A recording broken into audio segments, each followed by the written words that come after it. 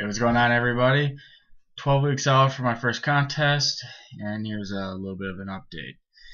So, 12 weeks out, started out this 24, 28 weeks out, and now it comes down to crunch time.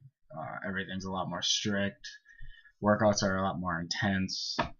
I'm starting to do a little bit of a cycle as far as my nutrition goes, and I am starting to do shoulders twice a week, which will help bring up my weak points.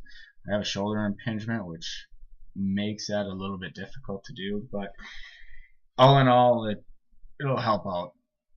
What I did today was I worked out with my coach doing shoulders today, and really focused on how to hit the shoulders correctly and effectively, and what it actually feels like when the shoulders are being worked. And it really gave me some insight onto what it was going to be like, and how it feels when I should be doing, let's say, a push press, and how that should feel with my shoulders versus where most of the time my traps take over the work, which is what has caused me to have shoulder impingement in the first place.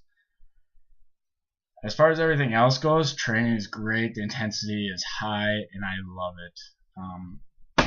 I have a heart rate monitor that I use, and as much as you can really trust those things, I'm burning a crap load of calories, a lot more than what I've done in the past. So if I'm just looking at comparing what I did when I first started working out to train for this to where I'm at now for working out, it's at least double. It's really nice. It's fun to see because it's just another thing to be like, hey, can I hit 1,000 calories in an hour? Is that what I can make it read? And I can definitely am able to do that. Another thing that's fun to do is just to see how high I can get my heart rate. I generally don't pay attention to where my heart rate's at unless I'm doing a rest, because I try to, instead of paying attention to time, I find that my heart rate recovers relatively quick. So what I do is I just wait till it gets down to, say, 120 or 130 beats a minute, which is in my zone 1, which is pretty good. I figured that I have enough boost to get me through the rest of the workout or the rest of that set, and it ends up being a lot short. It ends up taking less time than it does for my overall duration that I should be resting, which, I like it. It allows me to keep my intensity up high, and it's just one thing that I can kind of help manipulate.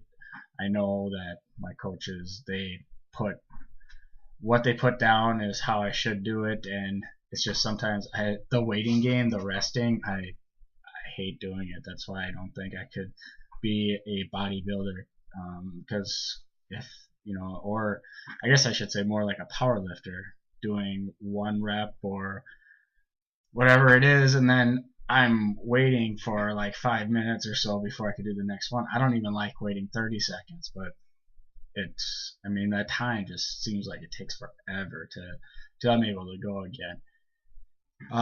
That pretty much covers training. Nutrition, like I said earlier, I'm starting a carb cycle. I have 4 different days that I work with, depending upon what my workouts are, and it's fun. It definitely brings a little bit of a challenge, because the first phase of my program, I pretty much had it memorized as to what it was that I was eating at what time. So the change wasn't there, which I am fine with, but now I can't. I have to actually make sure that I look at it and look at my sheet that I printed out and say, oh, this is what I'm eating, and do that before I prep. Sorry, that's my phone. Just got a cool new phone, which I'm kind of out of date, but I just got an S3. So anyways, let me turn that off. And so, where was I? Oh yeah, so I'm cycling. I can't remember. I have to actually pay attention to what it is that I'm making, because I do a food prep and I have a very large bag that I put all my food in. I prep all my meals the night before, so then come the morning I am ready to bolt right out the door. So I also train in the morning, so I'm up at 3:30 in the morning, so I can get my post work or pre-workout meal in, get my gym bag together, get my lunch bag completely packed and ready to go, and just so I don't have to. I have all loose ends taken care of, and I also have two dogs that I want to make sure that are obviously fed and let out and taken care of, have their bones or whatever it is ready to go for them. Um, that's kind of it for now. I'll hopefully I should be posting some progress pictures here. The end of this one, I'll post what the end of or the start of 12 weeks looks like for me, and I'll just keep it going from there on out to see how it is, and I'll post it weekly as to where my progress is and try to keep you guys up to date, and maybe I'll get a workout or a few exercises in there too. So till then, see you guys later.